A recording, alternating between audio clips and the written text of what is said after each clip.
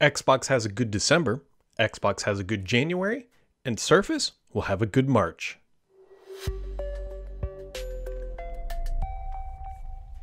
Happy Friday, friends. Happy Friday. It's Friday, and what a wonderful week it has been. A wonderful little... I was busted out into the tunes there, my friends. It is Friday. Xbox did their developer direct. Microsoft did some stuff, some good, some bad. And, well, it looks like Surface is going to have an event in March. And so there's just a lot going on. I wouldn't say it's quite tech-timber like we experience in the fall, but there's a lot to dig into here. So let's just dive into the tech news this week. Hopefully you all had a wonderful time. And here we go. First things first, if you use Outlook, now I've ranted or whatever, rallied against the Outlook web app. It's not for me. I can't get over this, and I don't know what I'm going to do here. But the reckoning of all reckoning has really kind of come out here. So for those of you on the video side, you'll see this nice little pop-up that Outlook will now be displaying. If you're in the EU, if you're in the US, good luck. We don't really matter. That doesn't really matter. But part of the EU and the regulations and everything else is like, hey, you've got to kind of come out and say, like, what are you doing with all that data and where does it go and who are you tracking? And so if you use the Outlook web app, Microsoft is now displaying this prompt that says there are 772 different data people tracker things that are now monitoring kind of like your inbox. And that, my friends, is creepy as all get off. Like we all kind of like, we know in the back most caveman part of our brains, we all know like we're being tracked across the internet. Like Facebook is worse than this based on their own numbers and everything else. But like when you see that your email client that they're forcing you into has 772 third parties processing this data, yikes. Yikes. So, you know, maybe, I know we all know the saying, if you're not paying for it, you're the product, but in some sense you can pay for this. Like you can pay for Outlook without ads and whatnot, but we don't know how many data trackers are in there. Yikes-a-roni. But either way, it just doesn't feel good really in any sort of meaningful sense. Now, things that do feel good, it looks like we're going to see a Surface event here in March. Now, if you're watching this channel and you're new to what I do on Fridays, where it's like this wrap up and dive into like all the tech news and stuff, Walking Cat is an extremely reliable source within the Microsoft community. And so a Surface event potentially on 321 makes a lot of sense. That's kind of what we've been expecting. You know, Surface Pro 10, I should say, Surface Laptop 6. The big news will be ARM chips at this event. There will be Intel-related product. We're not quite sure if they'll call them like a 5 Plus or something. We'll see what they do on the corporate side. But the big deal is going to be ARM chips. Now, however, I don't think those ARM things are going to be ARM things. Those ARM laptops and Surface Pros are not going to be available right away. Like we sometimes see we might be waiting until June. Now, June is when Microsoft is supposed to start like talking about 24H2 that we don't know if it is going to be called Windows 12, could be called Windows 11, could be called Windows whatever it's going to be. But you're going to need that version to effectively and most efficiently, I should say, run the Windows on ARM version. And so look out for March. Look out for a March event. Now, granted, these are all tentative dates, obviously, until Microsoft comes out and says, hey, that's what we're doing. It's all sort of like, hey, it's mudding around, but Walking Cat's not one to toss out dates out there.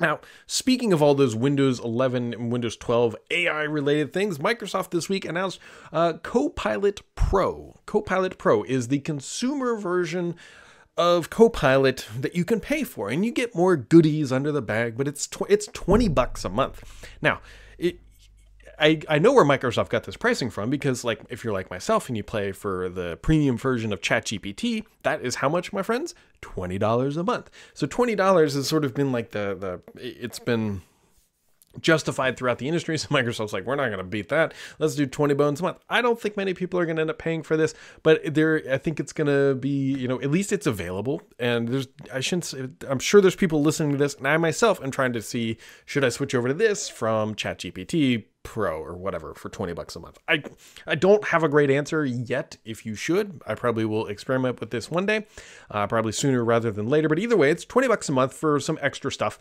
And the biggest thing that I honestly and only really care about is how is it with Python, because that's what I primarily use ChatGPT for these days is Python, and everything else is just sort of like a vanilla wash. At the end of the day, it doesn't really matter too much. But anyways, the next question becomes, all these Windows fancy AI features, are they ever going to be landing behind this little paywall? Because it would, we've been wondering Microsoft's going to introduce all this stuff. It's not free for them to run. They have data centers and everything else. So this seems to be potentially a way that Microsoft might gate that or wall it off, if you will. Now, when it comes to PC sales, by the way, courtesy of my buddy Paul, you can look at the number of millions of PC sales, and they've been declining. They actually fell 13.25% in 2023, down to 250.7 million units, if I could enunciate my numeros correctly. And you can kind of see the waves and the troughs, and yeah, it looks like we're kind of hitting the bottom of the trough here, which I'm not a rocket surgeon here, but you can kind of tell by looking at this chart, hey, things are probably going to rebound here slowly, maybe in the next couple of years. Maybe they'll hit a new low. We'll find out. We don't really know. You know, if we could predict the future, we'd be in a totally different place, in a totally more fancy podcast studio.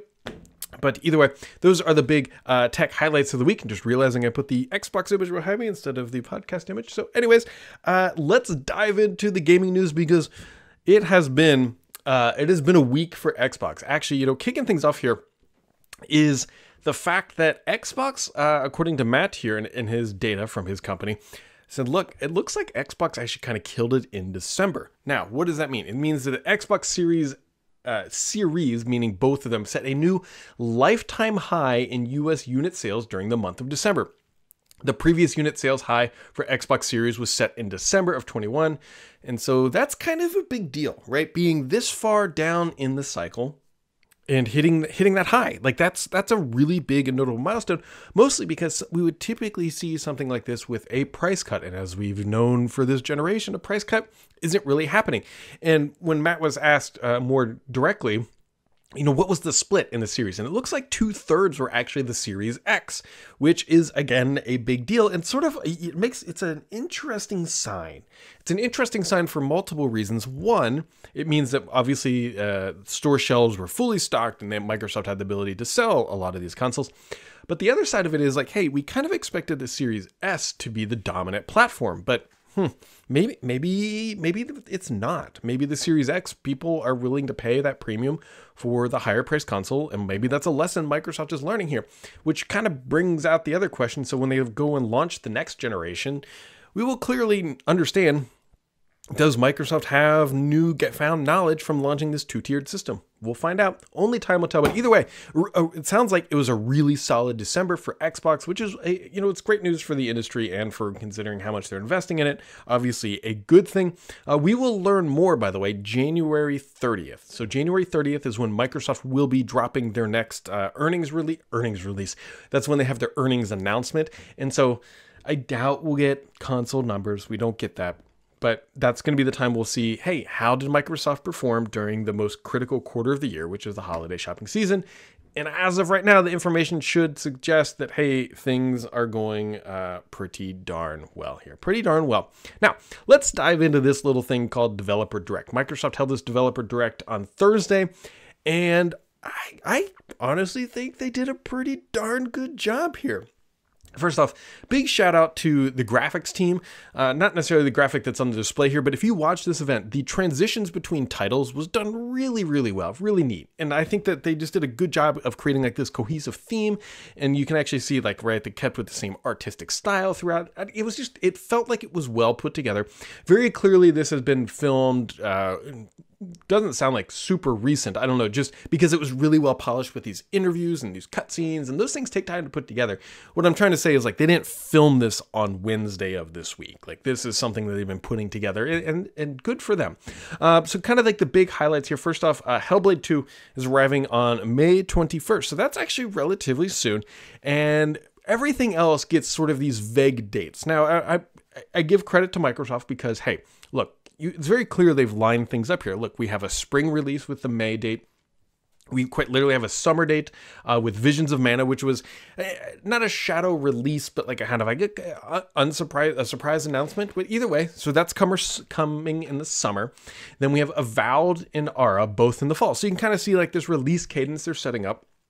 And then Indiana Jones at a nebulous 2024, which we all know to interpret meaning the end of 2024, second half for sure. We're not expecting that to show up here like as a shadow drop in the next week or anything like that. So this really gives a nice outlay of what to expect from Game Pass 2. Remember, this is a Game Pass company and they want you to sell Game Pass, and so Microsoft needs to deliver on its promise to keep content flowing. And I think these titles all look great. I think, at least through their trailers, obviously we will wait and see what the actual reviews are like. We all know what happened with Redfall, but I think Microsoft is fully in the position now to control the destiny and say, like, look, we're not doing another Redfall.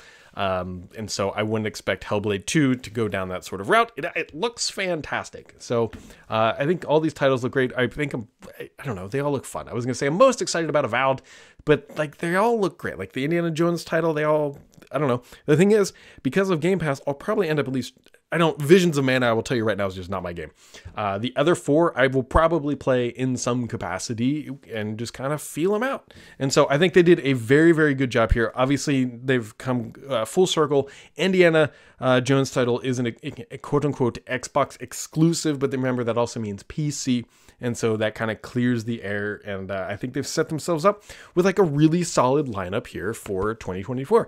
Now keep in mind, that includes 0.0% of anything from ABK. Obviously there's Call of Duty, there's a bunch of other titles in that catalog, so I'm sure we'll hear things about that throughout the year, but this is more of the January event was very clearly, very obviously stating like these are the I don't want to call them legacy studios because they're not old, but like they're older than ABK. So I think that is just important to point out that like that was it. Also, I think that kind of ties in if you think about it. Microsoft came out earlier in the week. They're like, look, there's no ABK titles. Think about how late ABK closed, right? Late last year. We don't know exactly when they filmed these things. However, like with ABK up in the air, like to line all that up for this event, ABK puts the narrative together about why none of those titles were actually shown there. So, all right, my friends, on to the questions of the week. So we got Rafik. He says, "Hi Brad, what's your opinion about the Apple Vision Pro? Personally, I find its shape ugly and it's priced way too high. And second," we'll go with there. So the Vision Pro, I forgot to bring these down. So the X Reels, I've been using them more and more because I think they're probably the best kind of analog that we might get to potentially a Vision Pro. I have very obviously not tried a Vision Pro yet. I will tell you that the news that came out this week, because there were some publications who got to try it but weren't allowed to review it, if that makes sense. And I will tell you that if the killer feature is that it's good for watching movies, like yikes. Yeah, I don't want to be like a skeptic and say like the Apple Vision is going to be dumb. Apple does things in their own way and their own flavors, and we'll wait and see, what happens, right? We'll give it some time because this is a whole new set of things that they're trying to convince people to spend multiple over $3,000 on. So, trying to be cautiously optimistic because I like to think that, hey, this will be a good thing for the industry. It'll help bring VR and AR more into the mainstream. Because the last thing I was like, those are dumb, were AirPods. And hey, look, I was completely kind of, because we're all like, look, those are Bluetooth headsets. They're dumb. They're never going to do it. I now own 2 pairs of AirPods. I don't know if the Vision Pro is going to go the same thing. Like the whole thing is like taking over your head. And I've used a lot of AR and VR products. Obviously I have the X Real glasses. I've used MetaQuest and I've used Microsoft's mixed reality, multiple different flavors of that. And yeah, like that's it. I've used HoloLens, that falls right into that category too. And so all this stuff is really neat for very specific and niche scenarios. Like my personal favorite is using things like space, I think called Space Engine, like going up and looking at like planets and whatnot, feeling like you're in space. That's fine. That is like a 15-minute exercise that scratches the itch like once a month. That is not something I desire to put on every day. The reviews also noted it's kind of heavy, which is also another very serious issue. I don't wear glasses. So having literally anything on my face for more than 5 minutes tends to feel heavy. I even think that the X Real glasses tend to feel heavy after a time, and those are like pretty darn lightweight in comparison to everything else. So I don't know. The one thing I will tell you that stands out in my head is that Netflix and what was that? Like Spotify and YouTube all declined to build apps for the Apple Vision Pro. And I gotta say, good job. I am happy that they are doing this. It may not be the reason why. You're thinking is like maybe they just don't think there's going to be a market. I hope at the base of my soul that when they went to Netflix and said, hey, will you build us a Vision Pro app that we can use in our app? And they said, sure, you owe us 27% of our revenue. Because here's the thing, right? Remember, Apple's sitting there gatekeeping all these subscriptions for a long time on YouTube, on Spotify, and Netflix. And then they're like, hey, can you build a new app to support our new thing to help us sell more of it? Keep in mind, we're going to continue to take 30% of all your subscription revenue. Like, seriously? And so the fact that these companies actually stood up to Apple is a very big deal, because we all know the market power that Apple has with this kind of stuff. However, this isn't an iPhone. I think the Apple Vision Pro will sell in very low numbers. I think there's going to be a novelty aspect to it. And I'm not saying it won't become something, but this might be step one, and it might not be. And the thing is, I kills me saying this because I said the same thing about HoloLens. Version 1 isn't for the masses. I think the first iPhone really wasn't for the masses. Remember, it was like $700, and you had to buy it outright, and they didn't have carrier deals back then, or they didn't want it. I can't exactly remember. AT&T, doesn't really matter. There's a good chance the Vision Pro will eventually become something great and fantastic and a pair of glasses like we all kind of really want. I actually think the Google Glass was closer to what the product should be like than the Vision Pro. And that is just me. Something lightweight, something that gets you into it. And the biggest thing that I'm bullish about with these glasses, that are the glasses concept, and I think XReal, and I'm not trying to like promote them or they're not affiliated with them, but I think they'll probably get there first based on how aggressive they are. Throw ChatGPT with voice recognition into it, and it unlocks a significant amount, right, of potential. We were all kind of thinking like Alexa and Cortana and those things and Google Assistant were it, but no, they fell short in so many different ways. However, ChatGPT really does sort of envision that. So the problem I think we fall into, and this is like a really long-winded thing, is that when we think of these AR experiences or Apple Vision, like we're still stuck in these modes of we need a traditional user interface. Now, XReal does the same thing. They're like, you got to have a visual interface. You got to click an icon. You got to do this sort of thing. And to me, that is potentially the wrong expression of what we should really be trying to target. And I don't have a great answer for that, but I think ChatGPT gets us closer to it than having a full just, here's an LCD strapped in front of your eyeballs, right? All you're doing is just bringing the laptop closer to your face and taping it to your head. Wow, that got really long-winded, but I really want this stuff to be a thing, but it feels like we're just trying to keep doing the same thing we've already done. And that's like, just take your laptop, pull it really close so it's in your peripheral vision. Apple Vision Pro. And Apple's not alone. I'm not just trying to ding on them. Other companies have done very similar things. Windows Mixed Reality completely failed because it tried to grasp, again, the same thing. The concept was like, okay, you're in a 3D space, but you're still just working within a desktop in a frame that you could have in a non-AR VR experience without 5 pounds strapped to the side of your temples. So, yeah, anyways, got onto a tangent with that, but it's a wonderful question, Rafiq. It really is. And he says, the second is, what do you think about Apple's strategy about AI is going to be? Because I find it very hard that they will stay out of the race for a long time. I think you could already make the argument that they've already entered the race, right?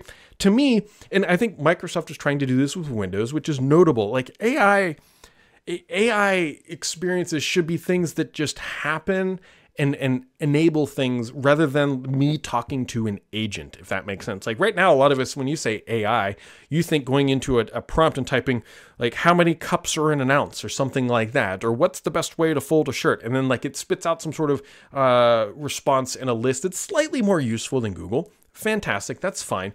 But there's also more beneficial things where like the image creation, things that like Midjourney do, I think those are way more powerful experiences of AI where you can describe something and then something gets created. And that creation doesn't necessarily need to be text. I noted earlier the Python. To me, what AI does is it allows me to be a better more effective at my job through unlocking new tools that I previously would not have been able to expose to. Other examples could be too, if you are, let's say, an accountant and for whatever reason you need to edit an image and have the background removed, AI can now help you do that without having to interact with marketing. And so those types of experiences I think are good, and I think that's where Apple's trying to go to. They talk about it with their photos, being able to lighten darken scenes, being able to intelligently detect. That's machine learning and AI get woven through the conversation way more than anybody would probably really come out and admit from Apple or Microsoft or whoever. It's like, is it really AI or is it just fancy algorithms and machine learning on the back end? They're all very similar. We already know that Apple is doing things because they reportedly went to publications offering like $50 million to use their databases. And so Apple will certainly not go away. But Apple is much more tends to, especially when it comes to like AI, we'll just see Siri just get better. It would be my expectation, because right now Siri is like really low on the totem pole of functionality, and I think we'll continue to see Siri and other things within the OS just improve elegantly through the background. Is sort of how Apple does it. Sidechoker says, hey Brad, why isn't Microsoft taking the current Outlook app from Android and use it on the new desktop app? I love the fact that you can have one feed with two different accounts. I hope it's understandable. Yeah, we kind of thought they might try to do this when they were bringing all these Android apps over to Windows, but clearly Microsoft said, screw it. We're just going to use our our web app, or to create our quote unquote one Outlook. And for them, that was probably less friction because like, hey, it's just a web experience just in a container with 700 plus trackers. So that's probably partially the reason why, is because it was easier and they can make more money doing it that way. And wrapping up the questions of the week is Mr. PK. Oh, Mr. PK coming in with the hot rumor.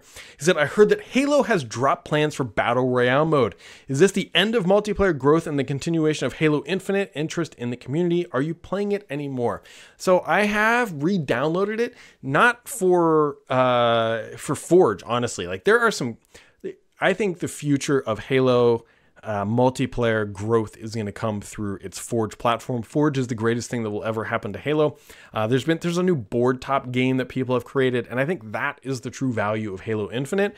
And so it sounds like the Battle Royale mode maybe just isn't going to work out, and Microsoft's potentially shifting resources. You got to understand too, also, Microsoft now has a very, very successful Battle Royale game. It's called Warzone. Microsoft, remember, they own Call of Duty. So to launch another Battle Royale title with a game that hasn't been super well received. I mean, and by well received, I don't mean people don't like the multiplayer.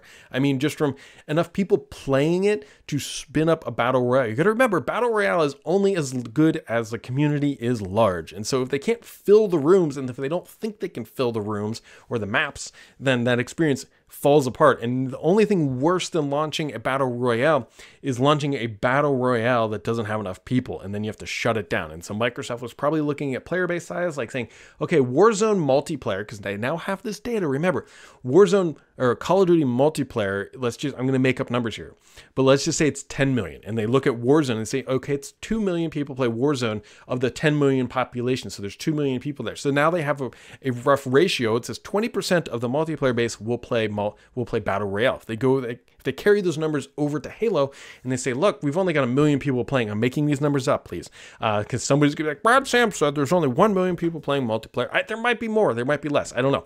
But then they say, okay, 200,000 people playing Halo Battle Royale. That's not going to justify the investments, and it's not going to support a healthy community. So it's gone. So, and then there's also Halo Season 2 on Paramount. Does anyone subscribe to all the extra streaming services anymore? So this is a wonderful question.